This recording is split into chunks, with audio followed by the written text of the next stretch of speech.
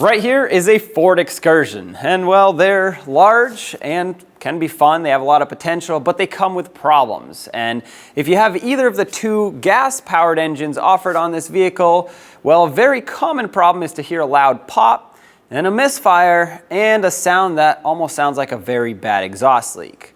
Well, we're going to talk about this problem and 4 other ones that we found with this Ford Excursion. Our first problem has to do with the EGR on these engines, the gas engines. Both of the options that came on here have the same problem, and that is the EGR sensor sticking. This actually in turn causes the EGR valve to stay open and therefore causing a rough running engine or rough idle. Check engine light for sure. And it's also going to decrease your fuel mileage because the engine's trying to compensate for everything that isn't supposed to be happening.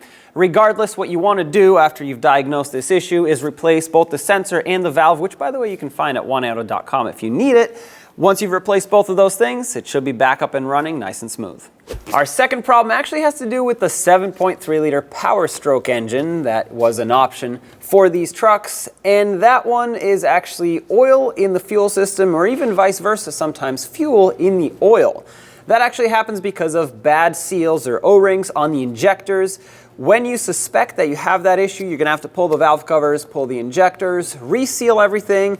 If your vehicle has a lot of miles, you could also possibly replace the glow plugs and the injectors even while you're in there. Don't forget to put new valve cover gaskets on there once you're done so you can seal it all up, which by the way you can find at oneauto.com, and then you should be good to go. Now keep in mind you should probably change your oil after this to flush out any fuel that's in it, and test the fuel system to make sure there wasn't too much oil, if there was any, that made its way in there so that the engine can run properly. And there you have it. Problem solved. Our third problem is door locks not functioning right, and that comes down to the door lock actuator having extremely high resistance inside, or sometimes the wiring leading to it, but typically it's the actuator itself, causing any or all of these doors not to lock or unlock. To fix that, all you have to do is just replace it, which by the way you can find at oneauto.com. Once you've replaced it, when you're in there, you actually want to check the door ajar switch, because that's also another common problem on these, and they kind of go hand in hand. If the door ajar switch that's built into the door latch stays stuck shut, it's going to think the door is open, therefore leaving all your dome lights on. The dash is going to say door ajar, and that's obviously going to drain your battery. You don't want that, so when you're in there, at least clean off the door ajar switch and make sure that it's not going to get stuck in the future so you don't have to go back in there after you've already fixed your door lock actuator. Our fourth problem will be head gaskets. And yep, on these gas engines, whether you have the 5.4 or the 6.8 liter, sometimes they fail. Now they can fail externally and leak oil or coolant out. Not so much coolant, but typically they will leak oil, especially on the right-hand side head.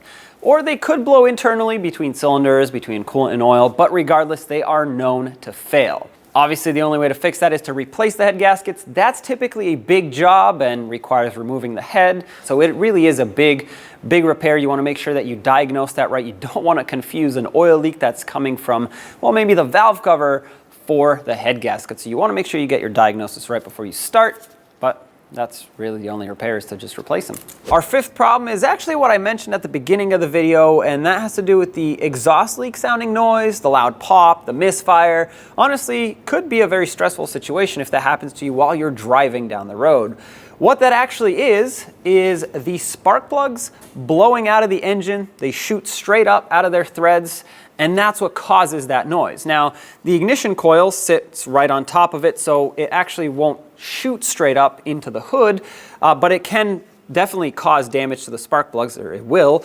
It will damage the ignition coil. Now, what it also damages is the threads inside the head where the spark plug is supposed to sit. What you can do to fix this is to re-tap them. Basically, you get a special tool that will cut new threads in there, drill it out bigger. The other nerve-wracking part of this is you have metal shavings as you tap. And here's a good tip for you if you have to do this, unfortunately. You can actually use grease. Put that on the tap, just load it up with grease, and what that's going to do is 2 things. 1, provide lubrication as you tap the hole, but 2, it's going to catch all of the metal shavings. They'll get stuck to the grease instead of falling down into the cylinder.